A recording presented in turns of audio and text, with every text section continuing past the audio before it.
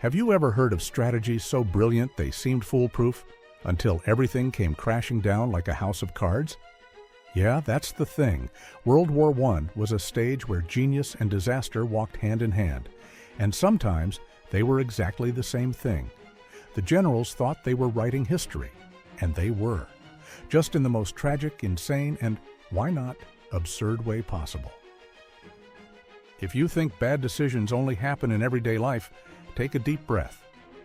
Today, we're diving into 5 military strategies that looked brilliant on paper. Some even worked. Others? Well, they cost hundreds of thousands of lives. And the most surprising part, each one carries a lesson you can apply in your life, starting right now. Let's begin with the famous Somme offensive. It was meant to be the turning point, a real checkmate. Over 3 million soldiers gathered, heavy artillery pounding enemy trenches for a full week. Sounded like something out of a war movie. But in reality, a monumental fiasco. The British thought the Germans would be crushed, but the Germans were sharper than ever, perfectly prepared. On the very first day, 57,000 British casualties. That's like launching a huge product without ever doing market research.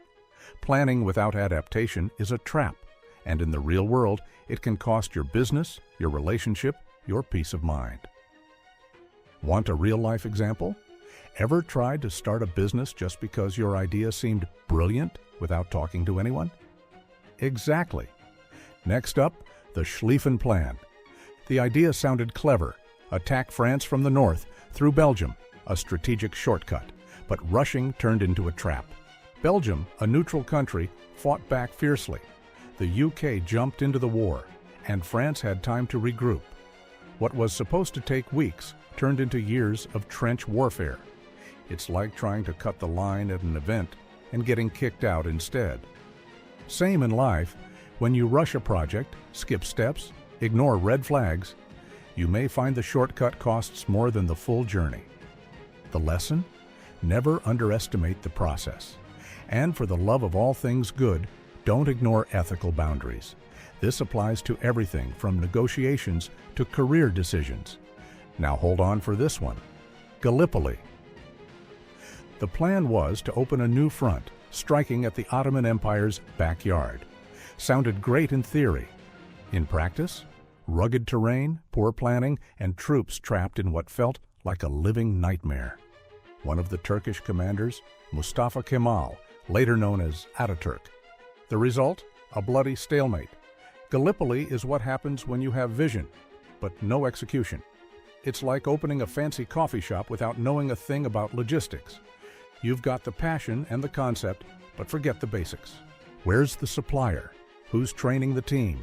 How are you delivering?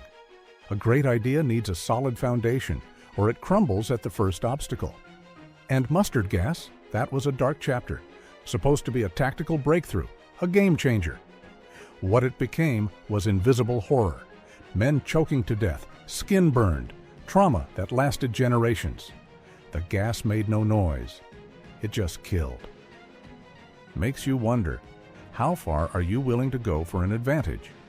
Because innovation without ethics is like handing a chainsaw to an artist. The damage might be greater than the masterpiece. Today, this lesson echoes in social media, artificial intelligence, even in how we invest. Not everything new and efficient is actually good. Sometimes the price is our humanity. Ever made a brilliant decision without considering the consequences? And finally, Verdun, the battle that became an obsession. This wasn't just about territory, it was about pride, honor, ego, millions of shells, a living hell. The French swore the Germans wouldn't pass, and they didn't. But at what cost? A bloody draw, 700,000 dead or wounded, and nothing changed.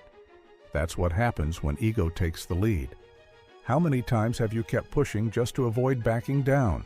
A job, a fight, a failed project? Sometimes stopping isn't losing, it's courage. Verdun teaches us that some wars are only won when you stop fighting. So what does all of this teach us in the end? That strategy without awareness is just vanity dressed up as genius. This goes for war, business, and life.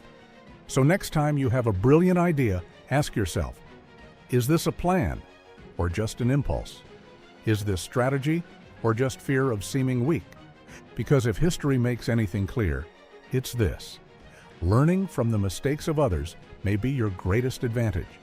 And if this made you reflect, stirred something inside you, gave you that spark, stick around. Because there are many more historical decisions to uncover and a future for you to transform with more vision, more awareness, and more courage.